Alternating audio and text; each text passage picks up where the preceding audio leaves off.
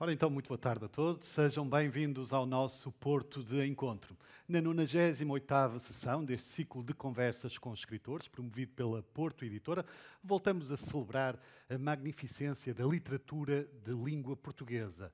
Quer sejam autores consagrados, com um percurso literário de várias décadas, ou, pelo contrário, autores emergentes que, não obstante a juventude, já ostentam uma qualidade por demais evidente. É o caso do nosso convidado esta tarde, um protagonista que não irá estar sozinho em palco, uma vez que também iremos receber a presença de outras duas figuras da cidade e não só. Nas leituras, José Carlos Tinoco, um velho cúmplice do nosso Porto de Encontro, que volta a colaborar connosco para grande satisfação de todos nós, e também, no outro regresso, o escritor e o letrista Carlos T., que se irá juntar à conversa lá mais para diante. O nosso autor em destaque, Rafael Galo, nasceu em São Paulo, no Brasil, há 41 anos e saltou para a ribalta no final do ano passado, quando foi anunciado como grande vencedor da edição mais recente do Prémio Saramago. O grande protagonista, o responsável, foi este livro, Dor Fantasma, é o seu segundo romance, primeiro publicado em Portugal, e será, sem dúvida, um dos alicerces, um dos temas centrais da nossa conversa. Uma salva de palmas, por favor, para Rafael Galo.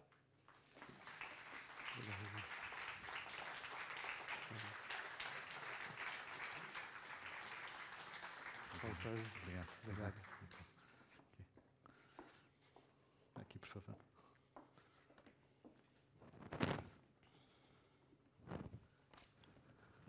Bem-vindo, Rafael. Obrigado, Sérgio. Boa noite. Falando do seu percurso recente, mas ao mesmo tempo tão rico, é curioso que o seu primeiro romance se intitule Rebentar, mas foi com esta Dor Fantasma, que é o seu segundo, que teve um impacto enorme, quer em Portugal, quer no Brasil. Vê este livro como uma espécie de segundo começo da sua obra, ou não gosta de deixar o que ficou para trás? Não, sim, com certeza. Bom, primeiro, boa noite. Obrigado a todo mundo que veio. Boa tarde. E sim, eu acho que é um novo começo por várias questões, né? A primeira, claro, é meu primeiro livro aqui em Portugal. Então, aqui, sem dúvida, é um primeiro livro de novo. Sim. E o fato de ser publicado pelo Prêmio Saramago e, de repente, estar em conversas desse tipo, em que, né, mesmo leitores entusiastas, mesmo leitores que são jornalistas, escrevem sobre o livro, a maioria não teve acesso ao Rebentar, ou meu livro de contos anterior, né, que é o Réveillon em Outros Dias. Então, sim, é um recomeço, e mais do que isso, é um recomeço pessoal, porque eu estava num momento de grande crise pessoal com a escrita. Eu estava quase pensando, né, porque o manuscrito do Dor Fantasma havia sido recusado por editores, leitores que eram próximos a mim, para quem eu havia enviado o livro, não tinham gostado. Então, eu já estava naquele momento que eu não sabia o que fazer com ele. Chegou a descrer das suas capacidades? Sim, em absoluto, inclusive por outros motivos pessoais. Então, eu estava num momento em que eu estava realmente assim, pensando, bom, talvez a minha trajetória como escritor tenha chegado ao fim. E talvez eu tenha que buscar outra coisa para fazer agora. Como antes eu tinha trabalhado com música, quando era criança eu tinha desenhado, porque eu gostava. E eu já estava assim, no momento de entrar no Google e começar a pesquisar curso de arte em cerâmica, assim, sabe? Ou alguma outra coisa que eu pudesse fazer. Então, também por isso é um novo começo para mim, né? Não é só uma questão, eu estou no meu terceiro livro e essas pessoas só conhecem esse, para elas é o primeiro. Para mim também é o primeiro de uma nova fase. Mas não acha que a sua relação com os livros, com a escrita, é demasiado intensa para que tivesse sido capaz de abandonar a escrita, ou seria um desabafo? Acha que seria mesmo capaz de colocar de lado essa visão e a vida autoral que tem, e que se vê que se fala apaixonadamente sobre os livros, sobre a escrita, seria mesmo capaz de deixar para trás, ou ser capaz de escrever só para si? Então, essa na verdade era a minha dificuldade. Se eu não tivesse tanta resistência a isso, se eu não tivesse tanto apego mesmo, uma relação tão intensa, eu teria abandonado, assim, eu já teria, porque teve muitas questões, né? Quer dizer, a gente teve a pandemia, e aí eu acho que, e no Brasil em especial, a gente teve aquele governo, que eu acho que todo mundo sabe qual é, né? me poupem de pronunciar o nome.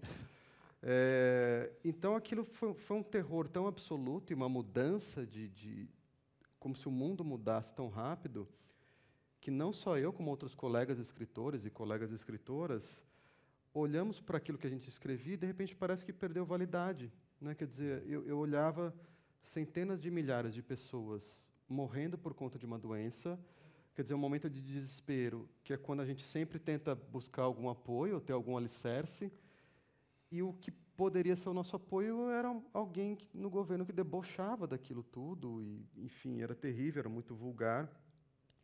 Então, em meio àquilo tudo, também tinha essa questão de falar, poxa, mas eu vou aparecer no meio disso tudo, praticamente no meio de um apocalipse, Quase que a gente nem sabia qual era a dimensão ainda.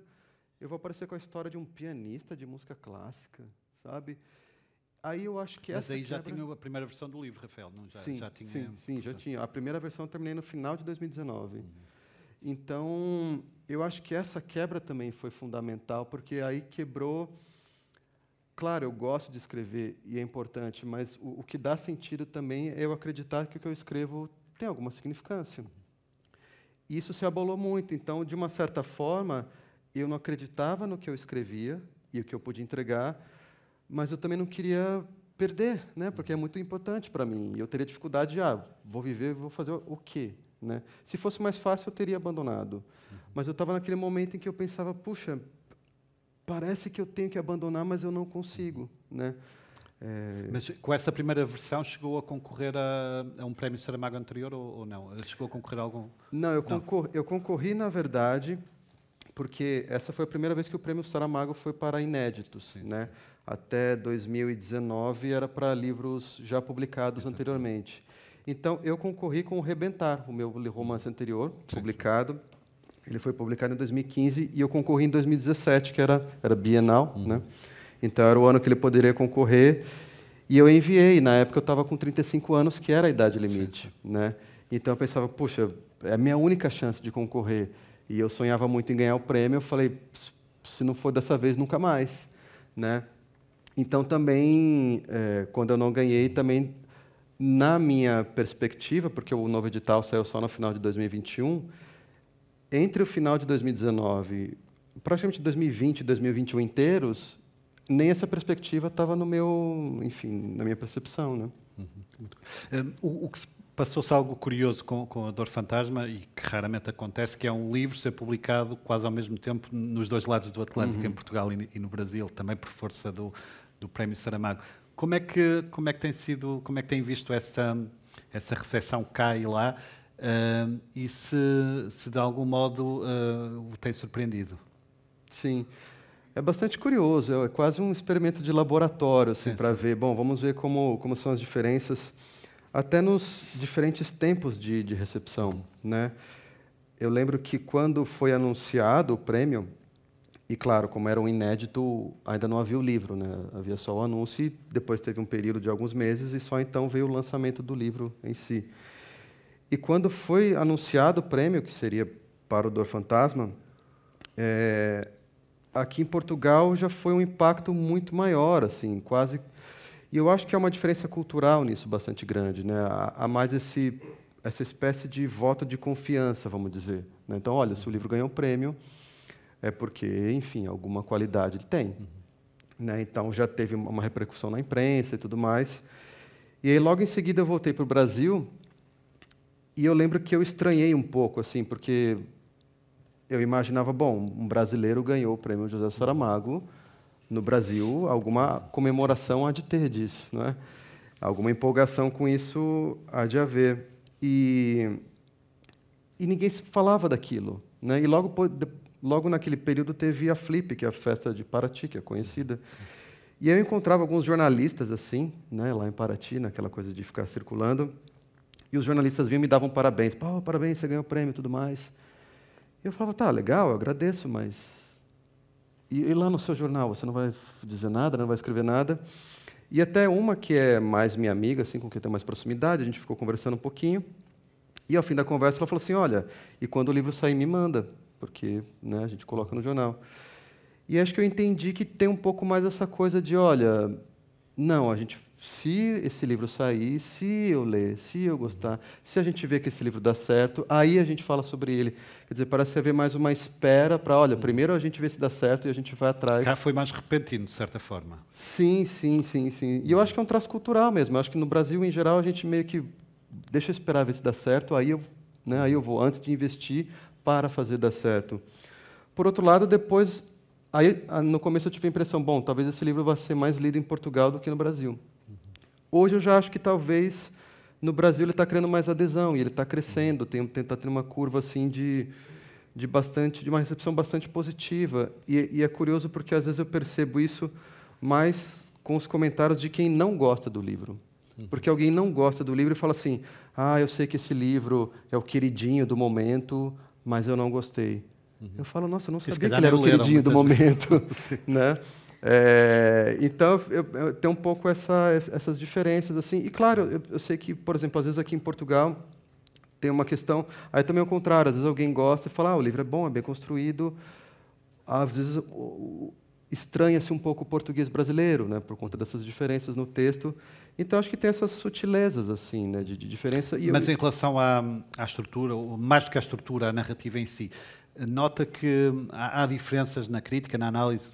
Por exemplo, os portugueses tendem a valorizar ou a dar particular atenção a determinado aspecto, enquanto os brasileiros focam outro, algo que se destaca ou nem por isso? Acho que sim. Estamos a falar de algo universal, não é? Embora Claro. decorra no Brasil, há aqui uma grande... Mas sempre tem, né, algumas ressonâncias um pouco mais frequentes. Sim. Eu tenho a impressão que aqui essa questão do Rômulo ser alguém mais exigente, mais ligado ao desempenho e portanto, frustrado com uma mediocridade vigente, uma mediocridade crescente, né, nos estudos e na cultura, eu tenho a impressão que isso apela mais aqui em Portugal do que no Brasil. E é curioso, porque isso é uma coisa que apela mais a mim também, né? Apela bastante a mim. Mas acho que lá no Brasil as pessoas tendem a ir mais para o lado afetivo. Olha, o Rômulo não se importa com a esposa, o Rômulo não se importa com o filho, assim. E de novo, isso também é tratado aqui. Mas você percebe alguma diferença estatística, assim, vamos dizer, no que parece ser mais abordado ou tratado em cada país. O Prémio Saramago não é um prémio qualquer, mas muito em particular para si, uma vez que nunca escondeu que é um particular seguidor disso, e é um prémio que deixou literalmente marca em si, não é? Sim. Quer só explicar esse detalhe? Sim. Bom, começa que hoje eu sou muito suspeito para falar isso, mas eu tenho amigos e amigas que poderiam ser testemunhas, porque eu sempre fui muito fã do prêmio. Primeiro porque eu sou um grande leitor admirador do Saramago. Então, qualquer coisa que leve o nome do Saramago faz meu coração bater um pouco mais rápido, né? Então, uma visita à Fundação Saramago, à Casa dos Bicos, em Lisboa, me comove, né? E, claro, os livros também e tudo mais. Então, eu acho que eu conheci o Prêmio Saramago através do livro Sinfonia em Branco, da Adriana Lisboa, que é uma escritora brasileira, a primeira brasileira que ganhou, né? E eu adorei o livro, me apaixonei por esse livro, assim, falei desse livro para todo mundo que eu conhecia. E aí eu falei, nossa, ele ganhou o Prêmio Saramago, né? Que prêmio é esse? E eu comecei a ver os vencedores, e aí eu fui ler outros, porque eu vi e falei assim, a Andréa Del Fuego, que é brasileira, na época o Julian Fuchs não tinha ganhado ainda, eram as únicas duas brasileiras. Eu falei, vou ler o livro da Andréa Del Fuego, Os Malaquias. E eu adorei o livro também. E eu falei, bom, eles escolhem bem, pelo jeito, né? E eu comecei a ler os outros. Aí fui ler o José Luiz Peixoto, o Gonçalo Tavares, o Walter Ugumãe, e todos os livros eu adorava, assim, todos os livros, aí eu saía lendo tudo mais, né, dos autores. Então, começou a criar-se uma ligação afetiva mesmo, porque aí alguns dos meus livros preferidos da vida tinham na capa essa inscrição, vencedor do Prêmio Literário José Saramago. Isso cria, né, uma paixão na gente, isso cria uma ligação afetiva. E eu comecei a criar essa ligação, e aí quando eu publiquei o meu romance, Rebentar, que eu estava, né, na idade limite, eu podia concorrer, eu falei, bom, eu vou enviar para lá, eu quero concorrer, e imagina o sonho que é esse meu panteão pessoal, que todos têm lá a inscrição, um livro meu também tem essa inscrição na capa, vencedor do Prêmio José Saramago. Enfim, não aconteceu, né? E eu estava com a idade limite de 35 anos, eu soube, bom, eu não posso mais concorrer, paciência, vou ter que seguir minha vida conformado com a ideia de que eu nunca vou ser, porque outros prêmios você pode concorrer pelo resto da vida, esse tinha uma idade limite. Paciência, nunca vou ser, nunca vou Mas ser. essas duas circunstâncias que aconteceram depois de concorrer em 2017, Isso. Que houve a mudança de regulamento, passaram a aceitar inéditos e a idade máxima de participação aumentou dos 35 para os 40.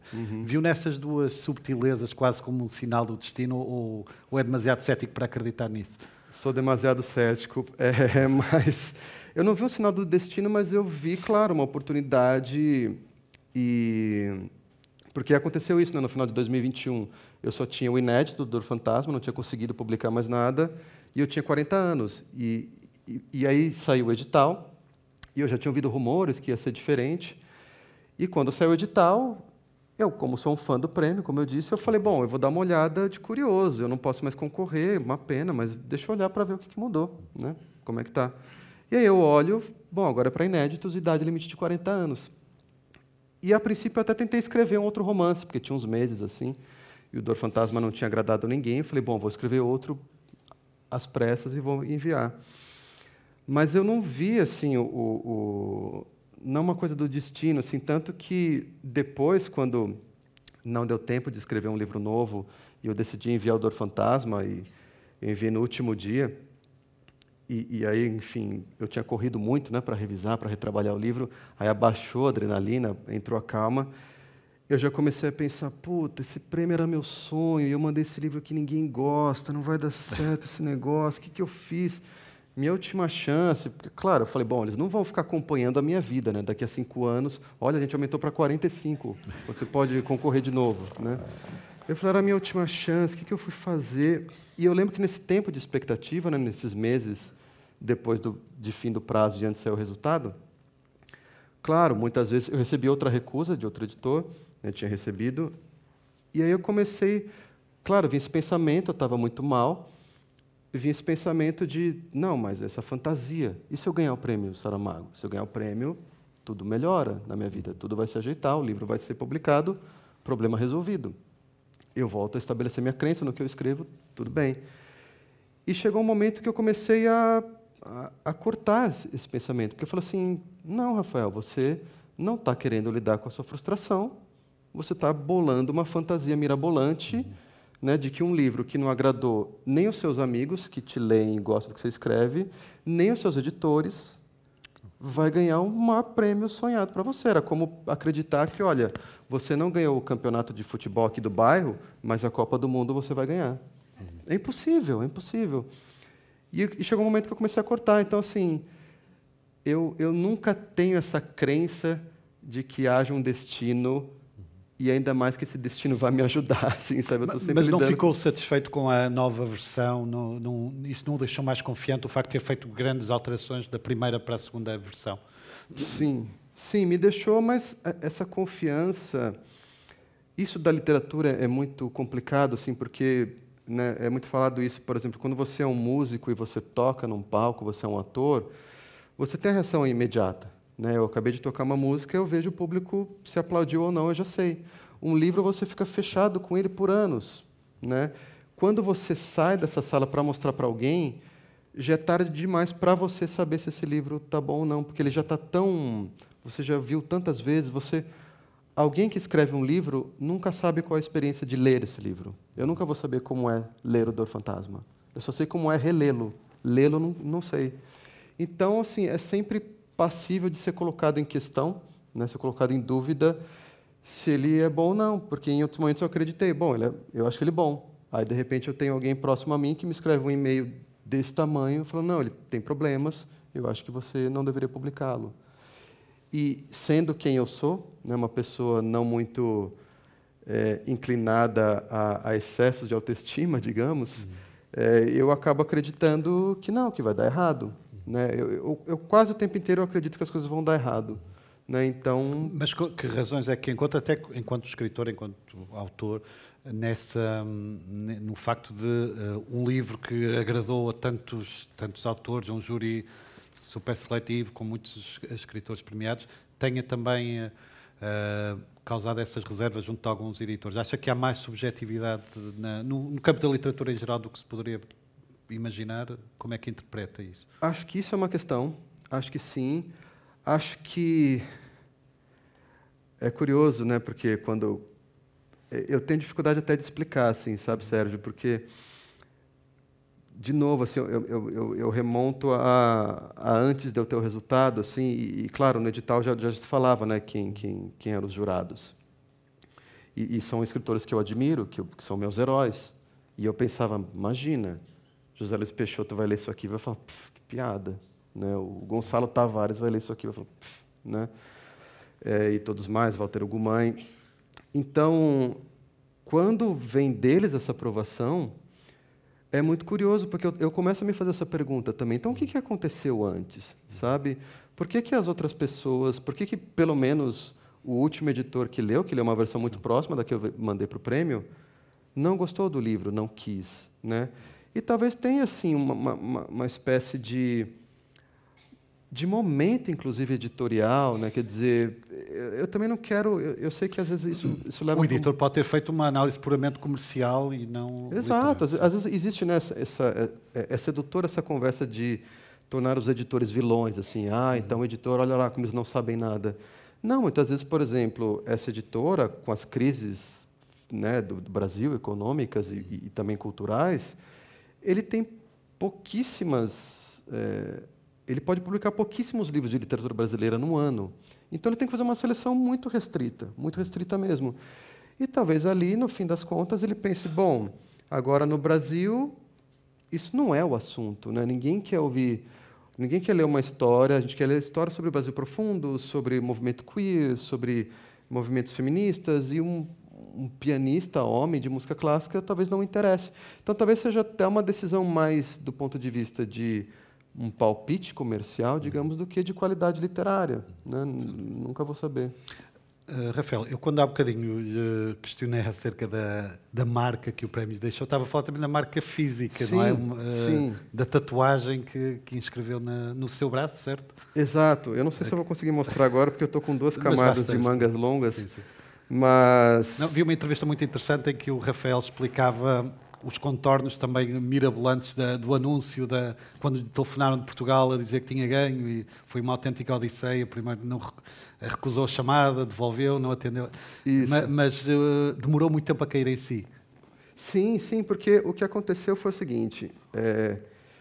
Bom, eu estava numa grande crise, eu lido com depressão, inclusive, então eu estava assim na viragem para entrar no episódio de depressão por conta de tudo isso dar errado, e acho que por uma questão fundamental, né, que você trouxe, que é essa questão de você perder a crença em si mesmo, que é você perder o próprio eu, né? E eu estava naquele momento de absoluta descrença já. A essa altura, assim, eu já estava, sinceramente, assim, só pensando... Eu lembro que teve um adiamento da data de anúncio, né, ia ser anunciado em outubro, mudou para novembro. E eu falei, com certeza, eles já falaram com a pessoa que ganhou, essa pessoa não podia em outubro, eles mudaram para novembro. E aí eu já comecei a pensar assim, tomara que seja ou alguém que eu não conheço, e eu não faço ideia de quem é essa pessoa, ou alguém de quem eu goste muito. Por favor, só não seja alguém que eu detesto, para eu ser obrigado a ficar vendo alguém que eu detesto ganhar tudo que eu sonharia em ter e tudo mais.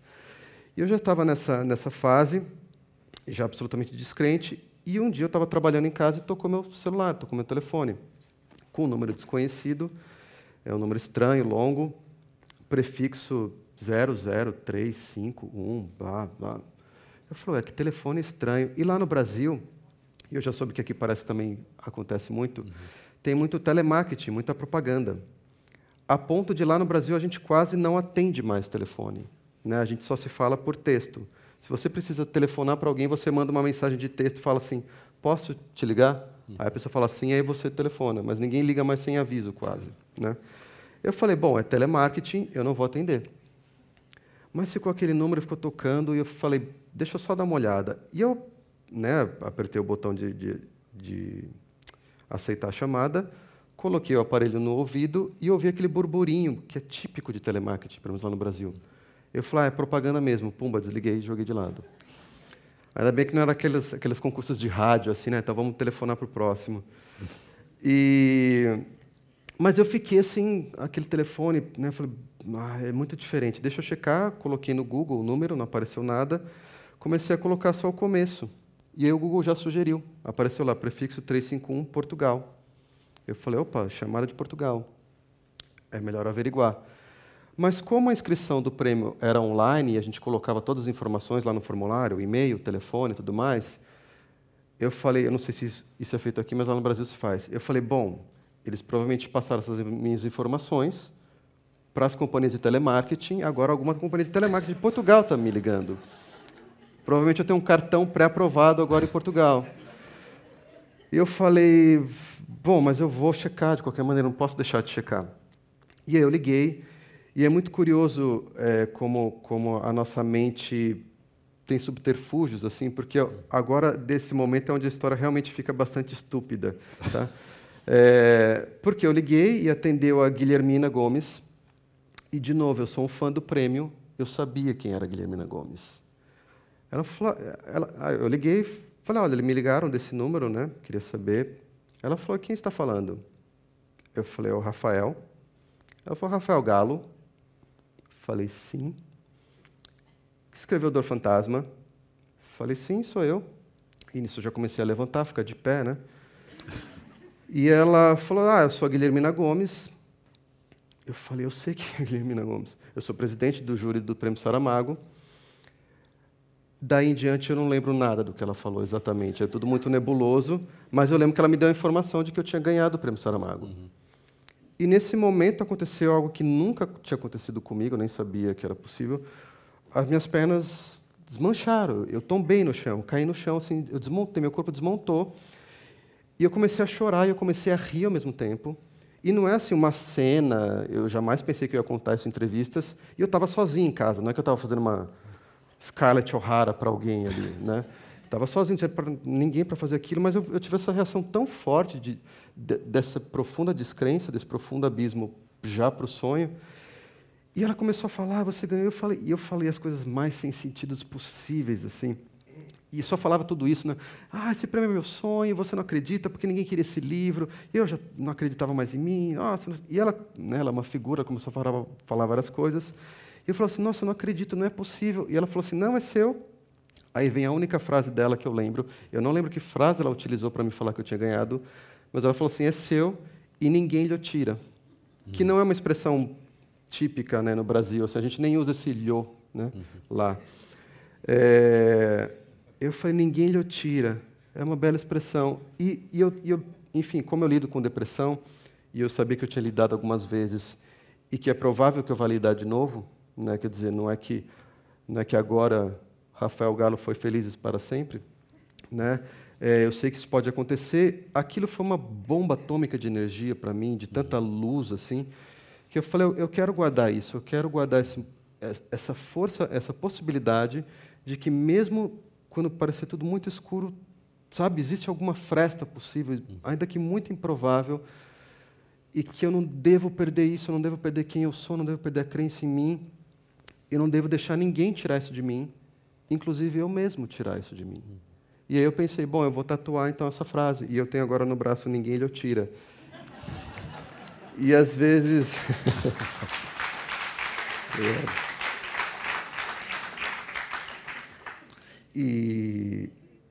E às vezes sim, às vezes é importante, porque sempre há uma nova perspectiva, né? De novo, eu sou essa pessoa que, de repente, começa... o livro sai, legal, mas qualquer coisa que às vezes começa a tender para um lado negativo, a minha cabeça já começa, talvez, a ir para o lado de, olha só, você vai ser o Prêmio José Saramago fracassado, você vai entrar para a história assim, né? E eu tenho que pensar comigo mesmo, eu tenho que fazer um embate comigo, falando, não, né? Assim, não, isso são uivos dos fantasmas, né? E às vezes me ajuda, assim, porque às vezes é uma questão fisiológica. Em períodos de maior descrença, dá por si olhar para a tatuagem? Sim, sim. Sim, porque, inclusive, por exemplo, hoje eu vejo que é curioso, assim, depois que a gente tem pelo menos um primeiro episódio depressivo, parece que o nosso corpo, ele aprende isso, infelizmente, né? Ele entra numa certa programação disso.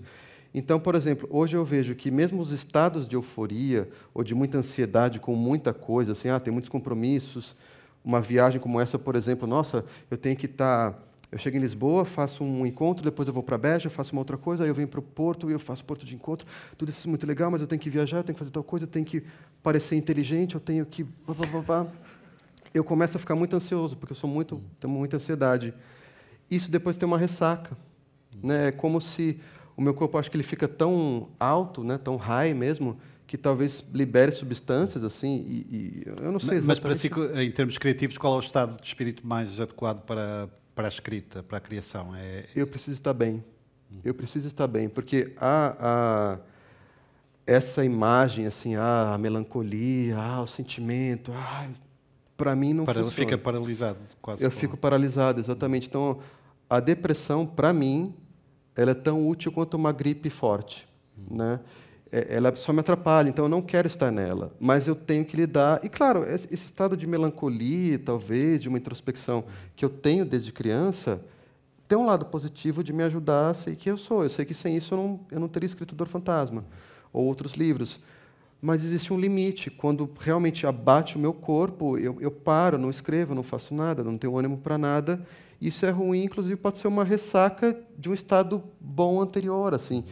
Então, sim, tem momentos que eu tenho que me cuidar, inclusive de falar assim, olha, então uma entrevista ou um podcast ou um certo convite eu vou recusar e eu vou fazer uma meditação e eu vou tentar baixar a minha energia por mim mesmo. E vira e mexe ajuda, vira e mexe eu olho, porque às vezes eu começo a falar, sei, lá em Portugal, vejo um comentário assim, mas português brasileiro. Aí eu já começo, eles não vão ler, é português brasileiro, ninguém vai gostar do livro. Começa uma poluição mental muito grande para mim. Eu falo, calma, ninguém lhe tira. Lembra onde você estava, você está numa situação muito pior do que essa e a gente achou um caminho. Vai ter. Talvez demore um pouco mais, talvez seja um pouco mais difícil do que o comum, mas esse caminho vai ter que ter. E aí isso me ajuda. Rafael, a conversa está muito interessante, mas vamos só fazer uma pequena interrupção para ouvir o primeiro dos dois excertos da Dor Fantasma, lidos pelo José Carlos Tinoco. Uma salva de palmas, por favor.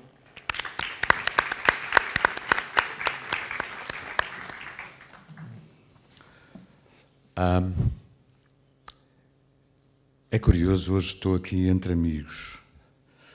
Ainda não anunciamos ali o Carlos T. Está muito tranquilo na primeira fila. Meu queridíssimo amigo Sérgio Almeida, o Rafael, com quem já fui criando alguma empatia. Eu não sei, Sérgio, se posso utilizar aqui 2 ou 3 minutos para dizer alguma coisa, mas talvez pudéssemos desconstruir, até porque não somos pessoas demasiado formais e, portanto, isso talvez ajude. Mas é muito interessante que, à medida que o tempo passa, por exemplo, eu e o Carlos fomos perdendo, se calhar, algum ar. Nunca o tivemos assim tão assumidamente roqueiro, não é? O Sérgio está elegantíssimo, tem uma camisa que eu já cobicei ali nos bastidores. E é muito curioso isto. O Rafael, que escreveu este livro admirável, é a única personagem de nós os 4 que estaremos em palco, quase em simultâneo, com um ar de músico de rock. E ele escreve, e como poderão encontrar-se à medida que forem lendo o livro, ele escreve logo nas primeiras páginas e menciona imediatamente um dos grandes vultos pop no seu tempo, que fazia desmaiar plateias inteiras e que se chamava Franz Liszt. E eu andava há uns tempos a escutar, vou avançando e recuando no tempo, enquanto melómano. Então, quando saltei dos experimentalismos mais atuais para a música romântica do século XIX, depois disse, mas tenho que passar pelo impressionismo, porque há aqui alguma coisa que falhou, e, portanto... E detive-me no Maurice Ravel. E, curiosamente, fiquei estupefacto quando abri o livro do Rafael, fui colhendo algumas imagens, porque o livro tem esse lado também muito cênico e muito teatral, muito musical, mas também algo cinematográfico. Podia ser um documentário muito bem construído, muito bem urdido. Então, eu lembrava-me de ter estado a escutar intensamente algumas interpretações notáveis, uma delas da Yujia Wang, sobre o concerto para a mão esquerda, o concerto para piano para a mão esquerda de Maurice Ravel, que ele escreveu, como tu sabes, já estivemos a falar sobre isso, para o Paul Wittgenstein, que tinha perdido o braço direito na Primeira Guerra Mundial. E é uma peça notável, com 18, 19 minutos, que eu convido todas as pessoas que não conhecem a escutar. De qualquer forma, eu não vou desvendar rigorosamente mais nada, vou só ler 2 pequenos excertos e depois, no final, vou ler metade do livro para vocês. Mas não se assustem. Queria só dizer o seguinte.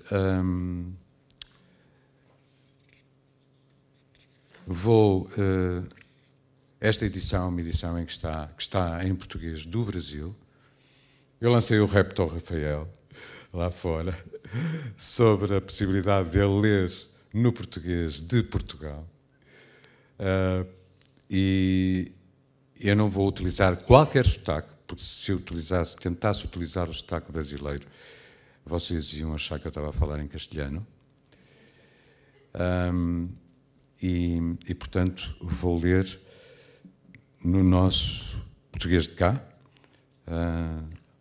respeitando, obviamente, não o acordo ortográfico, que nos tenta aproximar, enquanto falantes da mesma língua, com sotaques diferentes e construções gramaticais algo diferentes, mas que, a meu ver, foi uma das piores soluções apresentadas por alguns intelectuais que eu não considero nada brilhantes. Sobre esse concerto, eu não vou desvendar rigorosamente mais nada, como estava a dizer há momentos, sobre o conteúdo do livro, até porque eu não sei se, quando ele menciona uma personagem que perdeu um braço, uma mão, eu não sei se ele fala de um hipotético pianista, se fala do Capitão Gancho. As mãos pousam ao piano. Na brancura do teclado, os dedos se deixam deslizar, potentes cavalos marinhos de volta à água onde pertencem. Lançada de cima, a luz do palco divisa da escuridão. Abre cortinas por entre cortinas.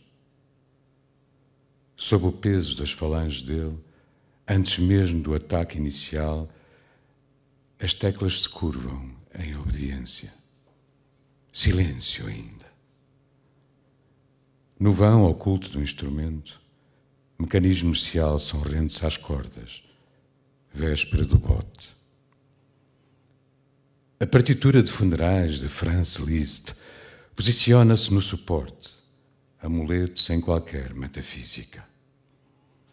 Rômulo a mantém ali como gesto de reverência ao compositor.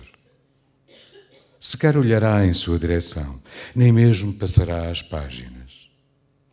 Conhece de cor cada um desses milhares de alvos circulares, grafados entre as linhas da pauta. Sabe que não pode errar nenhum. Não vai errar. Expectativas se propagam entre palco e plateia. O pianista inspira o ar espesso da sala de concerto, preenche o interior do corpo com a rigidez do silêncio que ele mesmo quebrará. Ergue os braços em um golpe, arrisca arcos de enredar o peso da gravidade para atirá-lo contra as teclas. A mão esquerda toca o ré bemol nos graves. A seguir o dó na oitava mais baixa, evocação de sinos antepassados a dobrarem por mortos nos campos de batalha. Junto ao badalar contínuo, a mão direita inicia o entremeado de acordes em síncopas. Notas e notas se somam, uma porção de ressonâncias que se revolve e forma o tema inicial. Das cordas de aço, as ondas sonoras se alastram pela madeira do piano, expandem-se no ar, ondas, até se infiltrarem nos tijolos e nas vigas do prédio, Ondas, ondas, nos estofados das poltronas, ondas e ondas e ondas nos corpos de cada ouvinte. Há sentido em todas as crenças buscarem, através da música, a aproximação aos deuses, seja quais deuses forem. A harmonia, sob o domínio de Rômulo, ascende em espirais, cromatismos ordenados com precisão para representarem o caos, sequência de marchas fúnebres e heroicas, temas e variações são desferidos pelos dedos do concertista, 10 martelos delicados a acionarem outras dezenas de martelos delicados. O piano, tear feroz de sons, enreda e estende o manto intangível que envolve a todos no teatro, que quase lhes tira o fôlego. Em Rômulo se acalenta a paz derivada dessa fúria. O mundo, de repente, domado no equilíbrio intransigente, uma obra-prima. Cada gesto, cada detalhe, exatamente como deve ser. Em tudo. Somente o que é o certo. Nenhum equívoco, nada a ser indultado. O zelo exige rigor. Ele continua. É preciso tornar-se um só com um instrumento, manter atada em trama tesa as redes de neurónios e a fiação dos tendões e as linhas da melodia. Mais do que isso, é preciso ser a música. Nada a existir além ou aquém do compromisso total com sua arte.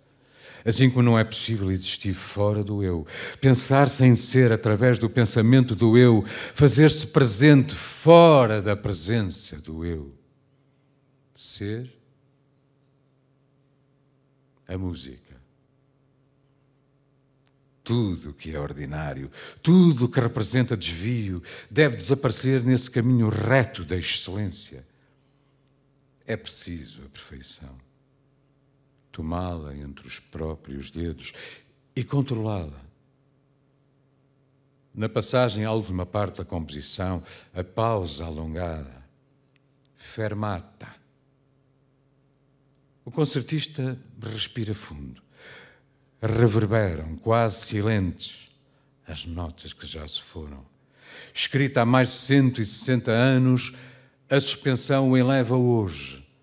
Ponto sensível onde os séculos se tocam, carícia breve da eternidade. Alguém tosse na plateia? Alguém sempre tosse na plateia. Rômulo volta aos dedos ao teclado, avança implacável através dos compassos finais, o cotejar frágil das notas agudas que se esvanecem aos poucos. O marulho dos graves a erguer-se outra vez. Na mão esquerda, oitavas se agintam, trágicas. Na direita, o tema retorna em estertores. Aos poucos, as duas linhas se convergem até a junção no centro comum. A mão de um lado espalha a do outro. Forma-se o acorde uno, som que se repete e se repete, últimos batimentos de um coração a parar. A música entrega-se ao próprio fim, diminui a cada toque a força dos impulsos, diminui, quase o silêncio. E então, silêncio, algo que morre.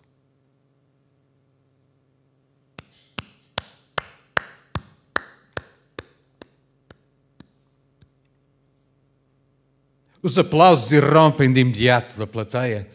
Rômulo, pleno, com os dedos em agradável ardor, põe no lugar os cabelos grisalhos que se desarrumaram. O corpo, sempre algo de falho. Levanta-se quando o público já se pôs de pé por ele. Sob o ouro das luzes, vai à beira do palco e se curva, cumpre os ritos tradicionais.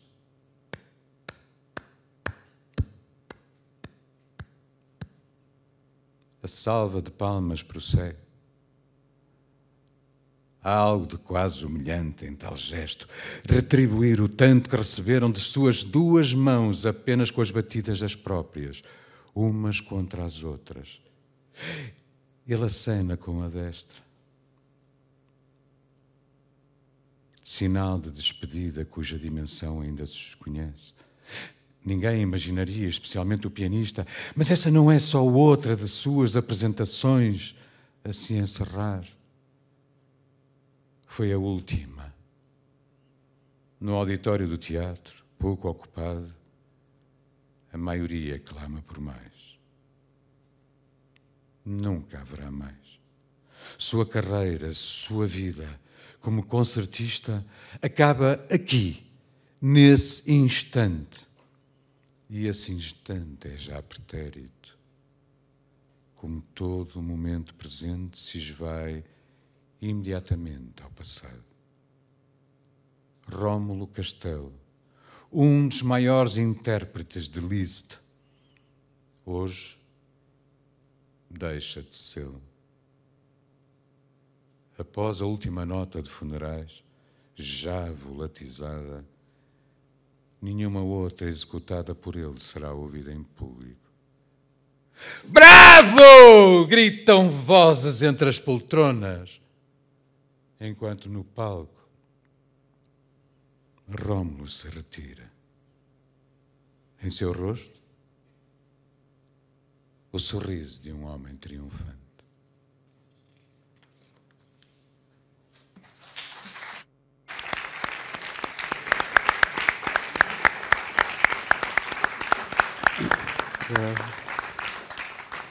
Obrigado, José Carlos, por esta leitura tão intensa e emotiva. Vamos então mergulhar a fundo nesta dor fantasma. Rafael, ao cabo de tanto tempo, muitos meses, diria anos até, às voltas desta personagem aparentemente hedionda, não é? Tão cruel, que consegue ser como o Rómulo Castelo, chegou ao fim a nutrir alguma simpatia por ele? Ao contrário, se calhar, do que acontece com a generalidade dos leitores. Eu acho que alguma, sim, alguma empatia, sim. E acho que foi um desafio, assim, também, né, ao longo do livro. Porque quando eu comecei a desenhar, né, a personagem, o Rômulo, eu já tinha essa ideia dele ser um tirano, dele ser alguém detestável e tudo mais. E, ao mesmo tempo, isso, enfim, dá um certo receio, como alguém que vai escrever e sabe que, em geral, escreve, né, de forma longa, um romance provavelmente com centenas de páginas. Eu falei, bom, se ele for somente detestável, ninguém vai embarcar nessa jornada com ele, né? Ninguém vai querer. Ou se for, vai ser por um puro sadismo, né? De ficar, olha, ele se deu mal de novo, e ficar rindo. E eu não queria essa relação vertical. Mas também. a crueldade, literariamente, não é mais interessante do que a bondade, talvez? Aparentemente, sim. Mas eu sabia que ele tinha que ter um certo equilíbrio, assim. Então, tinha que ter traços em que, pelo menos em algum grau, talvez não até o fim, de onde ele leva o pensamento, leva as atitudes, mas em algum grau que fossem pensamentos que eu acreditava plausíveis e com os quais eu concordava em algum momento, e eu sabia que algumas pessoas podiam concordar, né? Até essa questão do desempenho, da exigência, ou de uma importância mesmo, assim, né? A arte, a música, que é um traço dele que eu acho, né, assim, uma virtude, né? Ele realmente se importa com aquilo, ele não faz por outras questões, ele acha que aquilo é verdadeiro. O seu compromisso para com a arte é total. É total. Então, parte disso eu tenho em mim, né? E até em mim, uma parte eu acho boa, benéfica, saudável, e uma parte eu falo, calma, né, Rafael, vamos lá. Mas o Rafael jamais dirá do Rómulo Castelo aquilo que o Flaubert dizia da Emma Bovary, c'est moi. Isso não dirá. Eu acho que em parte, sim. Em parte o Rómulo Castelo, c'est moi. Esse lado da entrega total e Sim, quase a roçar a obsessão. Exato, em alguns lados, até o lado, né, digamos, ruim, negativo, em parte, assim, que eu acho que foi um embate meu comigo mesmo ao longo da escrita. Eu também era muito rígido, eu acho, e também para mim era um fantasma com o qual eu queria lidar. Eu falei assim, não, peraí, como é que eu negocio essa rigidez e essa vontade, por exemplo, de escrever bem, ou escrever um romance que seja significativo, mas não me tornar um monstro por conta disso, né? Um monstro comigo mesmo, inclusive. Sim, e a sua sensibilidade perante aqueles que o rodeavam, do filho à esposa, não é? Exato, né? Como é que se concilia isso tudo para que eu nem me torne alguém que fala assim, então não quero saber de ninguém, da minha companheira ou de ninguém, eu preciso focar só no meu livro, o que é uma questão diária também, né? E também como é que eu não falo, então o livro também eu escrevo de qualquer jeito, a hora que tiver um tempo livre eu escrevo, corro às pressas só para ter algo para entregar. Como negociar essas duas coisas que até hoje é complicado, é um desafio para mim, né? E é curioso porque hoje me parece que, pelas leituras que eu recebo, o Rômulo virou quase um teste de personalidade, assim, né? Então eu vejo pessoas que... Não há uma leitura dominante. Eu ia perguntar mesmo isso. Sente que os leitores tendem a sentir, apesar de tudo, apesar dos seus traços cruéis, alguma empatia até pela tragédia que se abateu sobre ele, ou, pelo contrário, são esses traços muito marcados, negativos, que imperam na leitura? O que é que... Varia muito, Sérgio. É curioso, por isso que eu acho, parece um teste, assim, porque tem desde a pessoa que vai falar, olha, num extremo, eu não consegui ler o livro, eu achei ele insuportável, não dá, ele é muito chato, não me interessou, né? Ou li à força até o final, não me interessou. Aí no meio tem essas variações de diferentes graus de, olha, eu acho ele tirânico, monstruoso, mas eu entendo esse lado, também tem um pouco, e isso varia bastante, até o outro lado, assim, enfim, eu não vou contar a cena, mas tem uma aluna específica, a Verônica, né, que para mim é o ponto do livro onde ele realmente se mostra como um monstro, o que ele faz com ela, que fica demarcado, e eu já tenho uma pessoa que é professora de música, que chegou para mim assim no canto, mas aquilo que ele fez com a Verônica, a gente tem vontade de fazer com os alunos, né? E então, assim, tem de tudo, né? E talvez tenha coisas até mais censuráveis que as pessoas não me contam, né? Mas eu acho que eu acho isso interessante, né? E eu acho que isso talvez seja... Eu já li outros livros, por exemplo, que eu lembro que na época eu estava escrevendo, e eu pensava, puxa, em geral o protagonista é alguém por quem a gente torce, né? O nosso herói. E livros onde isso não acontece. E tem alguns muito bons, mas realmente tem alguns que são muito chatos. Parece que o livro é uma grande acusação ao protagonista o tempo inteiro. E eu não queria isso. Eu queria que, em algum grau, a gente olhasse e falasse, mas isso aqui, o Rômulo, eu acho que ele está certo nisso, ou, pelo menos, ele não é o pior na sala, né? Por exemplo, tem uma cena do processo seletivo na universidade em que essa rigidez dele, e uma certa até grosseria, uma rudeza dele, é mais adequada do que um outro comportamento de um outro professor que, quando entra uma aluna, né, alguém do sexo feminino, ele fica com um certo flerte com essas alunas, fica com um certo assédio nelas, e o Rômulo fala, não, você está aqui para tocar, chega dessa conversa, você vai tocar. Então, de uma certa forma, ele é rude, mas ele é menos monstruoso do que esse outro professor, na minha opinião, né? Então, até isso eu procurei, assim, então, até a rigidez dele, diante dessa pluralidade da vida, em algum momento ela vai ter um encaixe que é mais salutar do que alguém que borra tanto os papéis, né? Mas em relação, voltando um bocadinho atrás, a esse compromisso que muitas vezes os artistas, incluindo também escritores, pintores, músicos, etc., muitas vezes resvalam, essa obsessão da perfeição, muitas vezes resvala para traços muito mais negativos. Acha que isso acontece mais na arte do que na carpintaria ou na alvenaria, por exemplo, ou não necessariamente?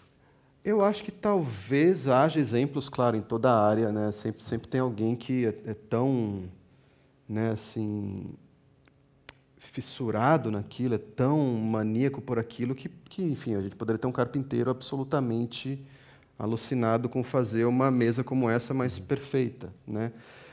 Mas eu acho que a arte, até porque ela tem um grau de exigência muito alto, e tem uma outra questão, a gente tem que lidar, a gente tem que, de uma certa forma, se confrontar, inclusive. É uma espécie de escavação interior também. E a gente tem que se confrontar com o melhor que foi produzido na humanidade ao longo de todo o tempo, né? Quer dizer, alguém que vai ser um escultor tem que saber que tem ali ao lado Michelangelo, tem outros artistas. Coloca tudo em perspectiva. Algum pintor, Michelangelo, Da Vinci, né? Rafael. Você fala, bom, então se eu vou pintar, eu tenho que saber que tudo isso veio antes, né? Quase um best-of da história da humanidade de séculos, e você supostamente teria que ser equivalente. Então, eu acho que é um campo onde realmente talvez vicejem mais esse tipo de personalidade, né, de uma certa grandiosidade, até porque os resultados também podem ser grandiosos, né? Então, o artista, de alguma maneira, ele vai lidar com a coisa de que, olha, se ele fizer algo que teve sucesso, né, a própria palavra sucesso parece remeter à fama, né? Parece que elas quase se irmanaram, quando não é, né? Então, então vou lidar com todo um público que vai todo mundo ver, vai todo mundo pagar, vai todo mundo sair de casa para ver, olhar o livro, fazer avaliações e tudo mais. Então, eu acho que sim, existe é quase lidar com uma coisa que é maior do que você mesmo. E aí você tem que ser um pouco, enfim, maior. Você também tem que ser um pouco maior do que você mesmo, né? Essa abrangência de opiniões que o Rafael tem recolhido da parte dos leitores, não há quem o deteste e há quem tende a ver o seu lado mais humano, mas essa abrangência, dizia, também é extensiva às opiniões que o livro tem suscitado, e vemos aqui na Badana os vencedores anteriores do Prémio Saramago, o Gonçalo Tavares, que destaca cada qual, o que eu gostaria no fundo de dizer é que cada qual destaca uma determinada característica do livro, seja a ironia, seja a mão hábil. Para si é particularmente enriquecedor que todos esses olhares não se afunilem numa única perspectiva e que cada qual aponte para diferentes áreas. Fica, enquanto criador, satisfeito com o facto de não haver uma leitura dominante? Sim, sim, muito. E, em particular, para esse livro, né? Porque, para mim, um dos grandes embates desse livro era isso, né? É quase como a rigidez versus essa multiplicidade. E eu mesmo, como era uma pessoa talvez mais rígida, eu tinha mais essa relação, eu tinha mais essa inclinação a falar, não, eu quero que as pessoas entendam que o livro está falando isso, né? O que eu quero dizer é isso. E eu acho que esse é o primeiro livro. E talvez esse seja um dos problemas das versões anteriores. Eu acho que as pessoas que me apontaram, elas tinham razão. Não estou querendo, olha, vocês estavam enganadas, eu ganhei o prêmio Saramago, vocês não sabem de nada. Eu acho que elas estavam corretas no que elas falaram, e um dos problemas era esse. Parecia que o livro estava querendo dizer, olha, o Rômulo é isso, é para se pensar isso sobre o Rômulo, a Marisa é isso.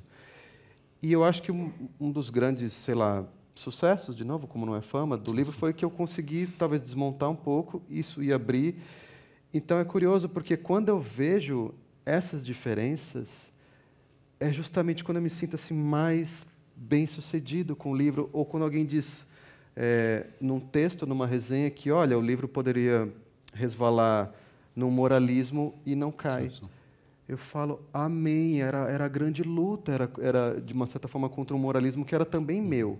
Então, isso para mim é ótimo. E é engraçado porque, às vezes, eu queria que alguns leitores tivessem isso, porque, às vezes, alguns leitores não têm. Tem leitor que vem para mim e escreve assim, às vezes, mas com a Sara tinha que ter acontecido aquilo, não isso que aconteceu.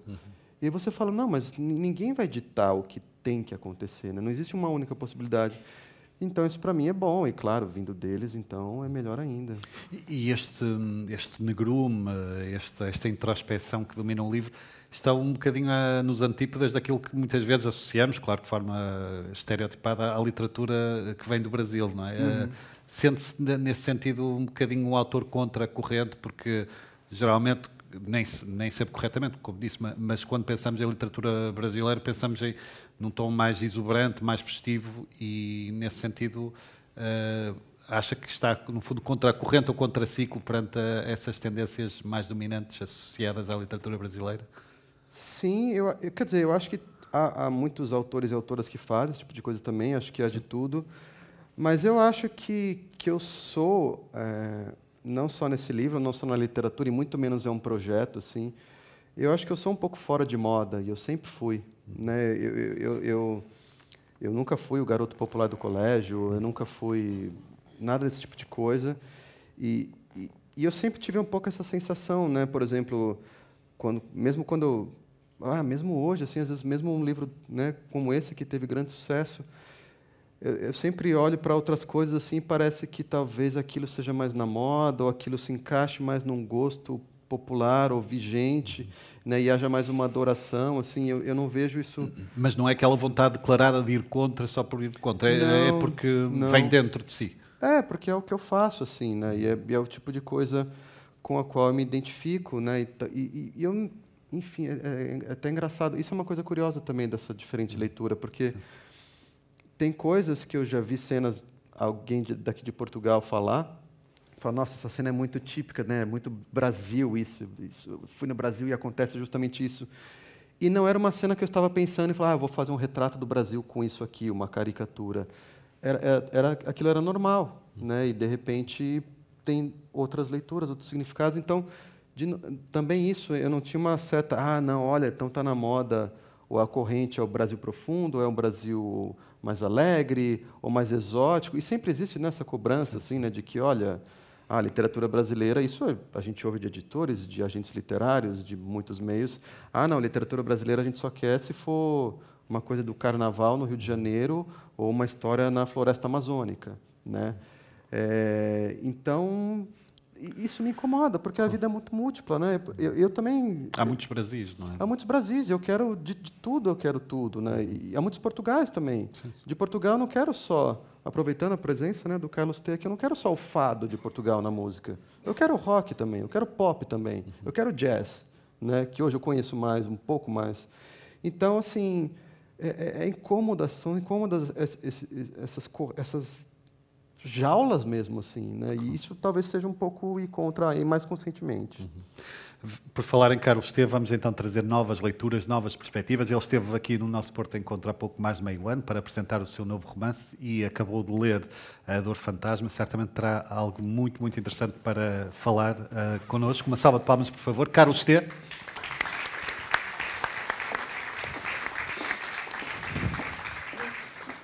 Bem-vindo. Carlos, obrigado. Água? Sim, um pouco. Obrigado.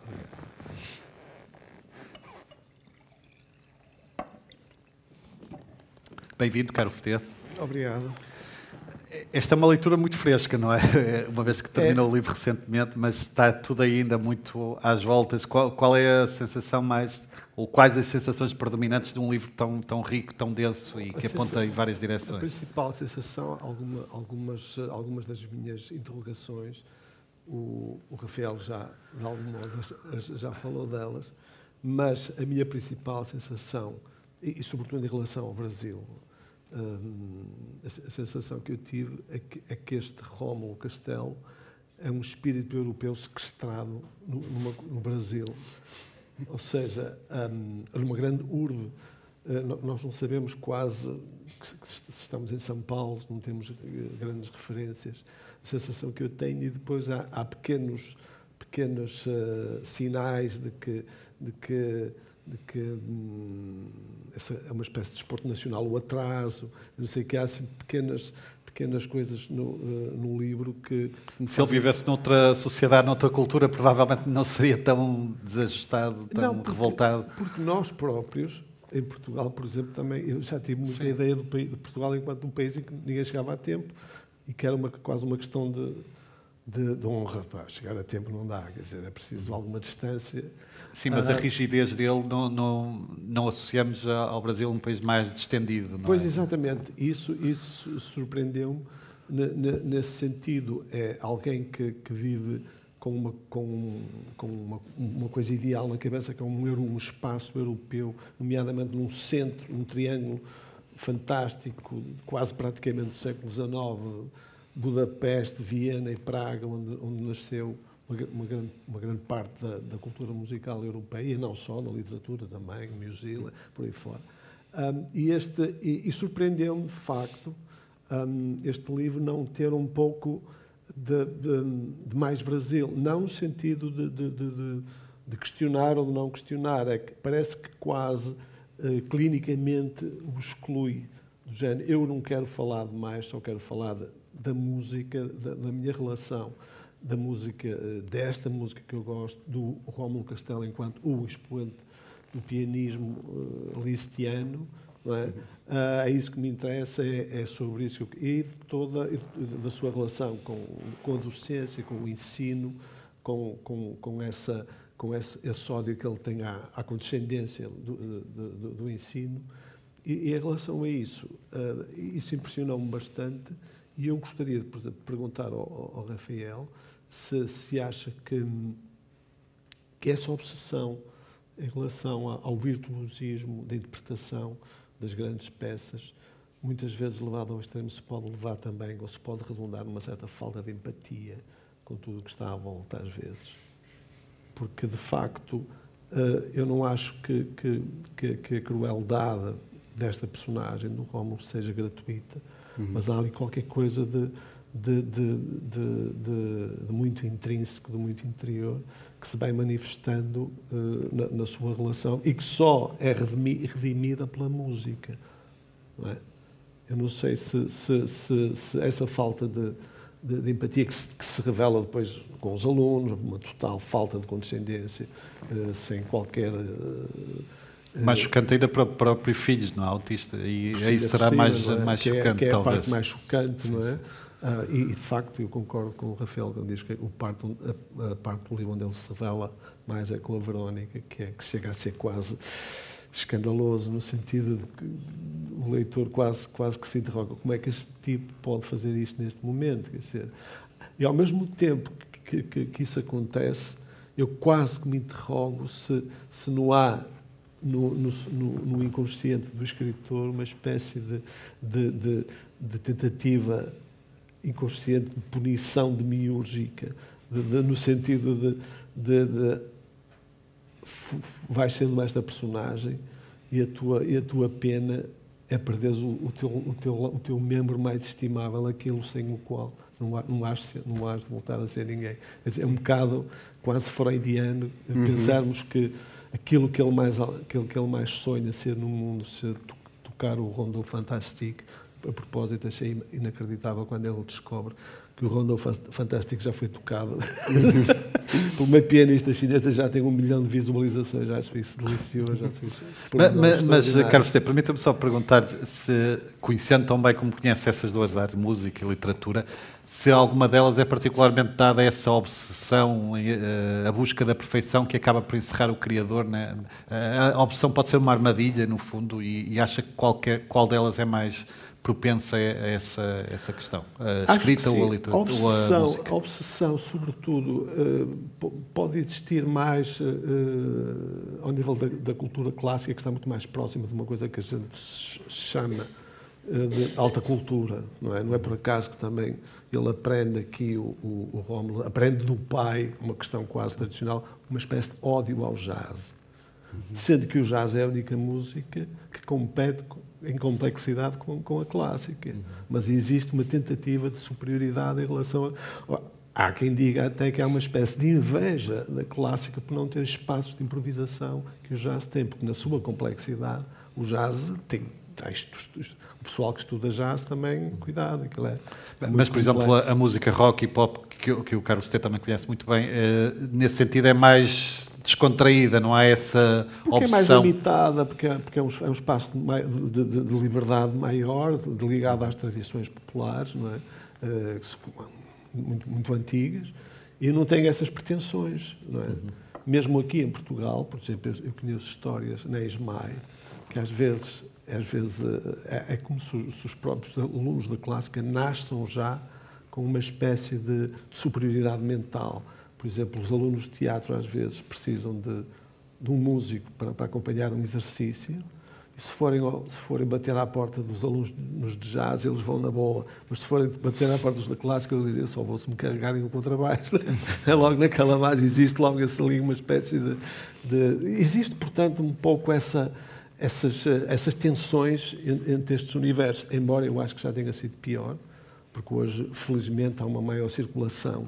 Já se vê músicos da clássica em concertos de jazz e por aí fora, e concertos de rock e de hip-hop, tudo isso há uma maior... Mas isso já foi, na minha opinião, uma medida definidora dos lados. É preciso estar de um lado, não se pode estar dos dois, não se pode estar dos três. Isso já foi pior. Hoje, felizmente, acho que isso nota-se menos. Não vê, então, Carlos, não vê a figura do Rómulo Castelo como alguém cuja autenticidade ou bondade foi traída pela busca da perfeição? Como é que, do ponto de vista moral, como é que chegou ao fim do livro com que sensação do protagonista? A sentir alguma empatia, apesar de tudo? Sim, eu não direi empatia, eu digo compreensão. Eu percebo a compreensão de alguém que persegue a perfeição, O que já é mais difícil de entender, e é nisso que o livro é excelente ao explorar essas tensões, é que se sacrifique uma série de coisas à volta em nome dessa perfeição, dessa busca da perfeição, e sem que se tenha perfeitamente esse lado empático de se perceber que se está a ferir o outro. Não é? Isso é que eu acho mais complicado, mas há quem diga que os grandes artistas são isso. Eu tenho uma espécie de lema: nunca queiras conhecer um grande artista. Deve ser para os ideais, mas a primeira regra para ele cair do pedestal é conhecê-lo. Portanto, eu tenho essa... Mas acha que, sobretudo na esfera da pop e da rock, é mais dada a fanatismo, não é? Como acontecia, se calhar, no século XIX, aos grandes músicos, aos grandes intérpretes. Mas acha que quando um músico, sei lá, um Bob Dylan, se encerra em si próprio, ou se não convive, não é visto em público, isso se deve a uma focagem no ato da criação, é mais vedetismo? Eu penso que são duas coisas diferentes. O ato da criação é um bocado independente. Acho que é uma coisa que brota interiormente, independentemente do que acontece à volta, do fanatismo, do modo, da distorção que o público faz dos artistas, e que é a grande armadilha dos artistas, no fundo, é que os artistas passam a ter uma ideia de si própria feita pela lente do público. Há artistas que vão deixando de saber quem são, precisamente porque começam a acreditar naquilo que os outros lhe dizem que ele é. Começa uma nova negociação com essa persona, né? Mas muitas vezes o eu criativo mantém-se incólume. É como se haja ali uma coisa... O Dylan, por exemplo, é um caso desses, que eu acho que ele ficou um bocado sempre igual a si próprio, independentemente da nebulosa onde ele foi entrando. Há artistas que conseguem isso. Há outros em que vai tudo na rebolada e acabou e morrem ali. Até porque o mundo da cultura pop é um mundo devorador, por excelência, não é? Quer dizer, cada vez mais. O mundo, ao contrário daquilo que existia, por exemplo, o mundo do jazz, que chegou a ser muito grande nos anos 70 e nos anos 60. Porquê? Porque estava ligado também a uma questão de contestação. Ou seja, o grande músico do jazz, uma grande música jazz, vertiam-se nela todas as grandes questões. As libertações, as guerras coloniais, os grandes artistas. A França recebia triunfalmente os grandes músicos de jazz, porque eles, de algum modo, eram arautos de uma grande cultura que se tinha emancipado e que se estava emancipado de uma maneira triunfal, mas vinda do zero, da escravidão, de não sei o quê. Hoje, mesmo os grandes músicos de jazz, a grande música de jazz, entrou numa normalização, e já não há essa patina, essa grande coisa que os grandes músicos de jazz tinham. Lembro-me de ir ao Festival de Jazz antes de 25 de Abril, em 73, e aquilo era uma liturgia. Ir ao Festival de Jazz, as pessoas, mesmo que não percebessem nada, mas estar era absolutamente fundamental, porque era estar no meio de um acontecimento épico. Não só porque Portugal era uma ditadura, mas porque também o que estava ali a acontecer era profundamente revolucionário, era música revolucionária, ainda que eu não a percebesse. Mas era, porque diziam que era, porque aquilo... E às vezes não se percebe, e quando não se percebe melhor ainda, é porque é excelente, não é porque, ok, eu vou fazer um esforço. Já voltamos à conversa. Sugiro agora que ouçamos pela segunda e última vez esta tarde o José Carlos Tinoco.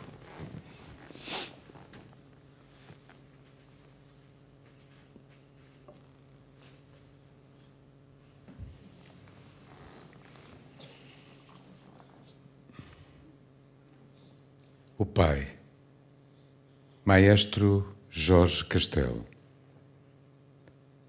aquele que iniciou Rómulo nos estudos da música aos 6 anos de idade. Mais do que isso, instilou nele a reverência à música. Seria impossível discernir onde se iniciou a educação de tal apreço, porém, o ensino do piano, do manuseio da excelência, teve começo em uma data não só rastreável, como também inesquecível. Aquela manhã primordial, o menino Rómulo demorou a entender porque era arrancado do sono, sem aviso e antes do desejado, pelos solavancos paternos. Tentou resistir, mas os braços de Maestro tinham força para submeter orquestras inteiras. O garoto nada podia em face daquele poder. Vamos! Hoje começam os seus estudos. A voz grave se projetou dentre a barba branca. As mãos duras o empurraram para fora da cama. Faltavam horas para a hora da escola. Conduzido aos tropeços pelo trajeto quarto afora, o menino Rómulo só punha cada passo à frente, porque o de trás lhe era arrancado do chão. Adormecimentos expulsos do corpo, parte a parte. Eu preciso fazer xixi, resmungou na tentativa de retroceder. Foi domado pelo tranco dos braços do pai. O rosto dele se pôs rente ao do garoto. Filho, você já está se tornando um homem? Diante da fala, as pupilas infantis se abriram. Então, precisa aprender a não se deixar levar pelas vontades. Um homem precisa ter domínio sobre si mesmo, estar no controle. Entendeu? Ele balançou a cabeça para sinalizar o sim, enquanto a bexiga dava mostras do contrário. Os dois chegaram à sala. As mãos do pai ergueram o filho e o sentaram no banco do piano. A altura nunca acessada, menos pela falta de alcance do que de autorização. Rómulo viu à frente dele, tão próximas e fascinantes, as teclas antes restritas. O enorme mecanismo de onde o pai extraía músicas à maneira de passos de mágica. Foram tantas vontades a tomarem o seu corpo pequeno que ele se sentiu transformar-se em algo maior do que si mesmo. Mas precisava manter o domínio, estar no controle. Esse é o metrónomo. O senhor trouxe o dispositivo para perto, mandou o menino segurá-lo. Medo e alegria por ter o pai a confiar-lhe tais aparatos. Ele nos dá a medida consistente do tempo. A voz arcaica, tudo explicado. É ele que você vai ter que seguir, sempre, mesmo depois de desligado. Não pode se perder. A agulha foi acionada pelo dedo de pelos grossos. Rómulo descobriu, então, de onde vinha aquele tic-taquear que muitas vezes ouvia, como um relógio secreto dentro da casa, oblíquo aos demais ponteiros, os das horas. Talvez, sob a contagem desse outro mensurador do tempo, as vidas dele e do pai coincidissem, afinal. Até à véspera, e esse estalar constante demarcava que o maestro não deveria ser incomodado. O pequeno obelisco, inscrito de nomes em língua estranha e de números, foi recuperado pelo dono e colocado de volta no topo do piano. Os estalos não se deram com a interferência externa. O corpo do metrónomo realizava o ideal de não ser dominado, de cumprir o que tem de ser feito, sem falhar. Escute, filho. Primeiro só escute. O pai comandou. Os dois permaneceram ouvindo juntos aquela forma regulada de silêncio. É perfeito, está vendo? Nunca sai da medida certa. Agora acompanhe, assim. O maestro bateu a mão rija contra o peito. Ritmo idêntico ao do metrónomo. O menino imitou o gesto, dedos frágeis a quicarem no pijama de algodão. Faltava-lhe o poder da ressonância dos ossos crescidos do pai. O maestro tinha música dentro dele. Era admirável o som vindo dali. Um dia seria assim também. Sem se perder, a voz do velho vetou a distração em Rómulo. Isso. Ao corresponder ao passo certo, acessou, afinal, o sorriso de aprovação do pai. Eu vou desligá-lo, mas não pare.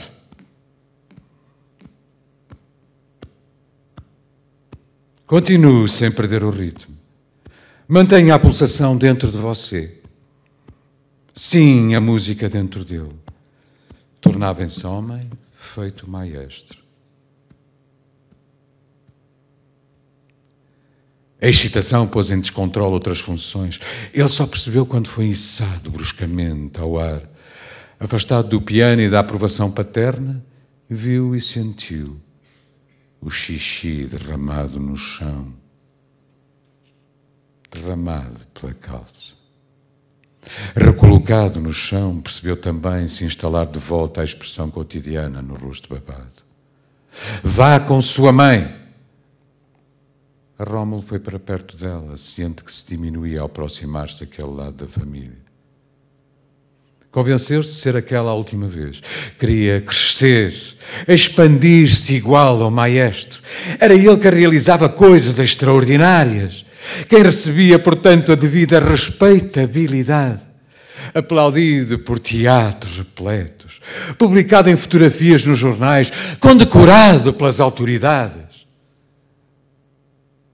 A Rómulo, ainda criança, pressentia de forma diáfana o sentido do reconhecimento, mais do que compreendia por exato a sua medida. A mãe representava a porção ordinária da vida, a esfera dos afazeres da casa. E era só isso. Ela limparia as calças dele. Dali por diante, o exercício da disciplina ocupou o menino. Rómulo calaria vontades o quanto fosse capaz. A barriga roncaria de fome por horas. O xixi e o cocó se retorceriam nas entranhas até ao limite. O sono seria enxutado, feito mosquito a zumbir no escuro. Bastava não se dobrar.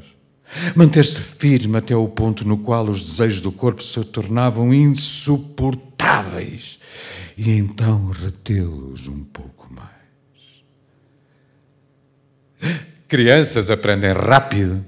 E havia ainda o adicional do metrónomo. Imaginar aquela pulsação dentro da cabeça o distanciava dos impulsos mais baixos, como se acrescentasse um compasso de autocontrole, após o outro, após o outro, após o outro, contados. Passar a manter o ritmo dentro de si, a ordenar as coisas.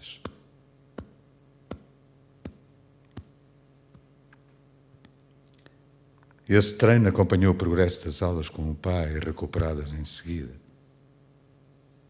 Na noite, após aquela manhã malograda, o maestro surgiu à porta do quarto do filho, que contava batimentos rítmicos na cama, de olhos abertos.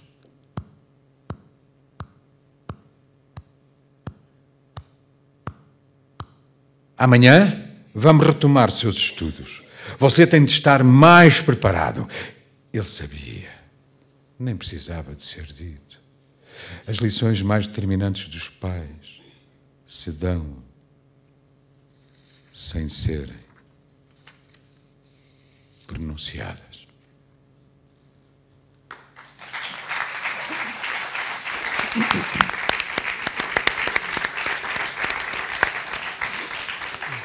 Muito obrigado, José Carlos.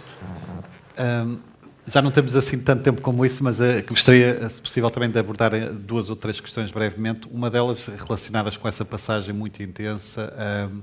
Até que ponto é que o Rómulo Castelo, o protagonista, estava condenado também em função da educação severa, quase militar, que recebeu do pai, quase a exibir também essa inflexibilidade perante os que lhe eram mais próximos, com o filho, a esposa? Era quase uma sina em função da educação que lhe foi ministrada? Eu acho que em algum grau sim, né? Para mim também interessava essa questão, bom, a paternidade, né? Como esses traços se transmitem, são herdados, me interessava, mas também em especial como todos esses nossos referenciais e valores do mundo, eles se conectam de alguma maneira, eles se ligam, eles ficam meio borrados, né? E a gente não sabe muito bem onde começa uma coisa, onde acaba outra. Por exemplo, a gente falou há pouco, né, sobre ser uma relação verdadeira com a música, e eu acho que é, e o Rômulo, acima de tudo, preza a música, mas o quanto essa relação com a música também numa relação de afeto com o pai, né? Porque essa foi a chave do pai, né? E talvez não dá para saber o quanto o Rômulo teria consciência disso, né? Mas isso me interessava, assim, como essas coisas se formulam de novo, como, né, sem a gente perceber, talvez por a gente não perceber, é que elas se formulam ainda mais ou se infiltram mais na gente, né?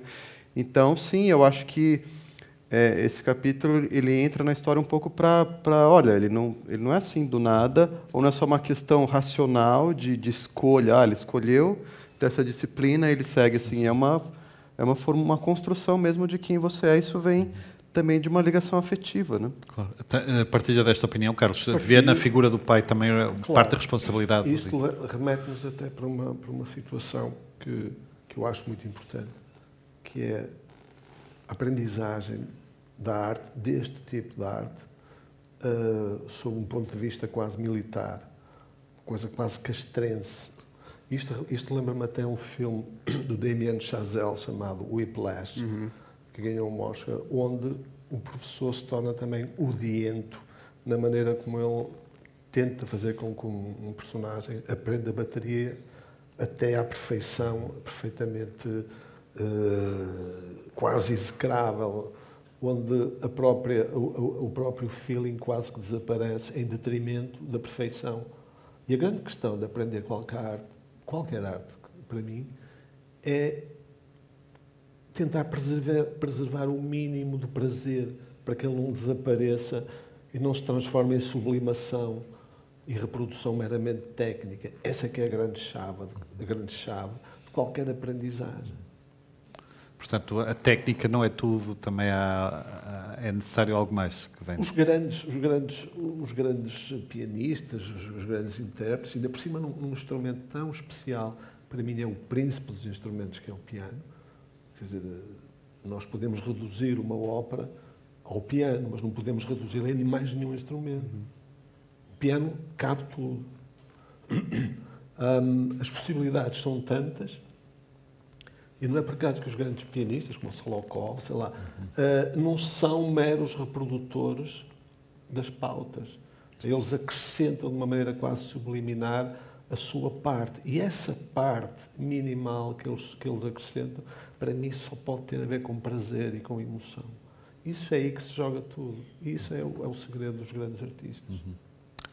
Que tem algo a acrescentar, partilha também desta opinião de que é preciso também algo mais do que vem de dentro, algo mais do que a mestria, o virtuosismo, a humanidade, o humanismo é fundamental. Sim, compartilho totalmente. E é muito curioso, né? Porque é engraçado, eu tenho até... Muitas vezes eu gosto muito, né, de artes em geral, eu sempre gostei, eu tenho um pensamento meio analítico sobre essas coisas, eu gosto, assim, de... E como eu disse no começo, eu sou bastante cético, assim, então sou bastante resistente a leituras, né, de outras ordens, mas esse traço é uma coisa que, ainda que eu não consiga explicar, tem sempre alguma coisa que eu falo, tem alguma honestidade, alguma autenticidade, algum eu nessa música, que eu não poderia jamais, ou filme, ou texto, que eu jamais poderia explicar. Falar, olha, eu sei que tem autenticidade, porque olha nesse parágrafo aqui o que ele faz. É inexplicável. É inexplicável, é incapturável, mas é a coisa que eu acredito. É onde a arte brilha, é precisamente aí. Exato. Que eu acho que existe, assim, diferente de outras questões. Fala assim, a gente não pode perceber uma mágica, algo sobrenatural na arte, mas também está lá. Eu falo, não, isso eu acho que já não está. Mas essa autenticidade, eu acho que sim, é um dado quase objetivo, sem objetividade. Vamos terminar, mas gostava só de colocar uma questão, porque ainda estamos a digerir esta dor fantasma e daqui a pouco mais de 3 meses vai ver publicado em Portugal também pela Porto Editora o seu primeiro romance, o Rebentar. Como é que o apresentaria, como é que nos prepararia para esse seu livro? Tá. Bom, deve ser lançado no final de setembro, né? Talvez outubro aqui, por essa volta. O meu romance, que enfim, foi meu romance anterior e será também o próximo, né? Que é Rebentar. E, inclusive, vai sair no Brasil uma nova versão, porque eu decidi reescrevê-lo inteiro nesse período de crise, de sair quase como uma nova pessoa. Eu falei, bom, essa nova pessoa também quer que esse livro corresponda. E a história de uma... ele é muito importante para mim, e ele forma um par com o Dor Fantasma, porque é a história da Ângela, que é mãe de um filho desaparecido. Ela tem um filho Felipe, de 5 anos, e muito tempo atrás, não se falava muito dessas questões de segurança, deixou ele sozinho por alguns minutos, numa loja de brinquedos, e ele nunca mais foi visto, nunca se soube o que aconteceu, não deixou vestígios, nunca mais. E ela passou a vida, passou 30 anos naquela busca, procura, indo na televisão, na rádio, de toda maneira. Foi um caso que criou repercussão. Passou esses 30 anos à espera dele também, sempre. Então, ela arruma o quarto dele, mantém esse quarto arrumado. E ele não volta, e aí chega um momento em que ela fala assim, bom, então, eu preciso eu mesma dar um fim a essa história e permitir que eu reinicie a minha vida, que eu passe, prossiga com a minha vida sem ser mais essa mãe que está sempre à espera desse filho que nunca volta, E a história começa aí, na verdade, esse processo dela de realmente aceitar, bom, então o Felipe desapareceu, acabou, ele não vai voltar, chega de viver como se estivesse sempre na iminência de voltar, e eu vou seguir e me dar o direito de seguir com a minha vida, mudar de casa, desmontar esse quarto, não mais esperá-lo e tudo mais. E é essa história, assim, então... Enfim, não é um personagem odiável dessa vez, Não é exatamente a história mais leve do mundo também, mas é um outro tipo de abordagem. Cá estaremos para ler. Porque temos uma história que é parecida, que ainda está em aberto, a história do Rui Pedro, também, uma criança que desapareceu há 30 anos e tem esses dilemas, a mãe com o quarto, e que também não fez. A impossibilidade de fazer luto é uma dor particularmente trágica. Muito obrigado, Rafael Galo, Carlos Esteves, José Carlos Tinoco, muito obrigado. Obrigado.